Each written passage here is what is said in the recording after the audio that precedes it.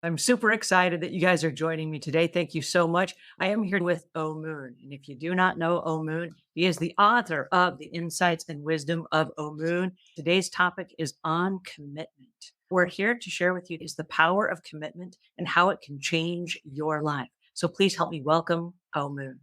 Good morning. It's good to be here. Beautiful day and life is good. So tell me a little bit about commitments and credibility and how commitments lend or build credibility.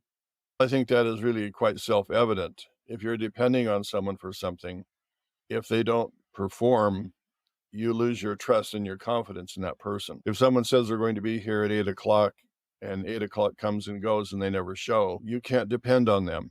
You can't trust them. You can't rely on them. By following through with our commitments, we develop certain characteristics and traits that everyone experiences being around us. They look at us as though we're dependable and trustworthy because we follow through on our commitments. If you neglect things, you can get yourself in a lot of hot water very, very easily. One of the favorite insights and wisdom of Omuugn for me has been be the kind of person that you can count on under all circumstances at all times. And it's interesting to me because I built an entire cleaning profession based on that one concept. We did show up when we said we were going to be there. People said, "Oh, you can set your clocks by Angela and her team. They show up exactly when they say they're going to be there." I didn't know that was such a big thing in the cleaning industry, but we got hired and we kept jobs because we were there when we said we were going to be there. It seems like it's simple enough. Yeah, one of the things that introduces itself into this whole idea with your business as well as other aspects of life is that there are a lot of misconceptions about commitment. Some people think that commitments are permanent, but actually, the reality is that we have to be flexible in our commitments because there are a lot of things that are changing all of the time. I think of Sears and Roebuck. Here's the largest retailer in America. And if you're going to run a business, you would pattern your business after Sears and Roebuck. But all of a sudden, Sears and Roebuck declares bankruptcy and they go out of business.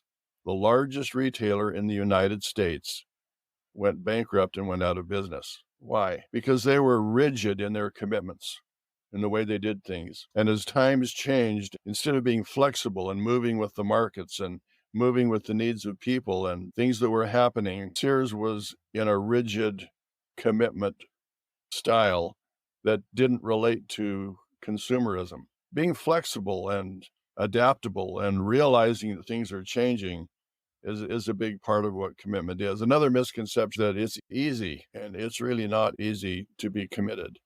You have to have ways to hold yourself responsible and to be accountable and to be flexible. Sometimes you run against a wall and you just say, I have to do something else. What I'm doing is not working. And the same thing with our habits. Sometimes our habits are rigid, but as life changes, you may have to do things differently. You have to be flexible to move with what's actually happening in your life. Commitments can't be rigid and fixed all the time, even though they are for a season. And we have seasons in our lives, like a new mother. Her season is with that baby. That's her season with that child, and that's where her commitment is.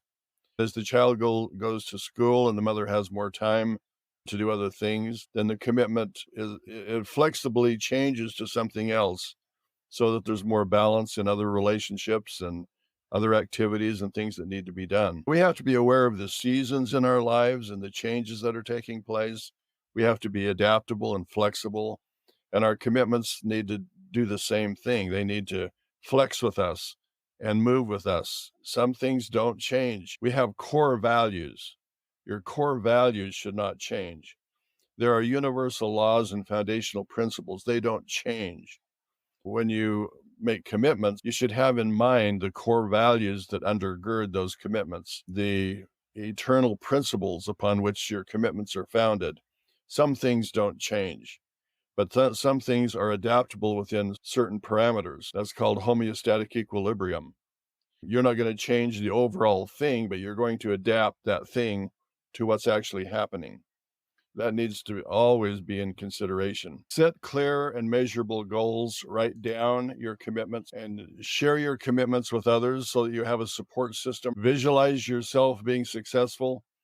reflect on your values, reassess and adjust your goals when need be, and celebrate all of your achievements. Life should be enjoyable and pleasurable, and you should just be satisfied with your life.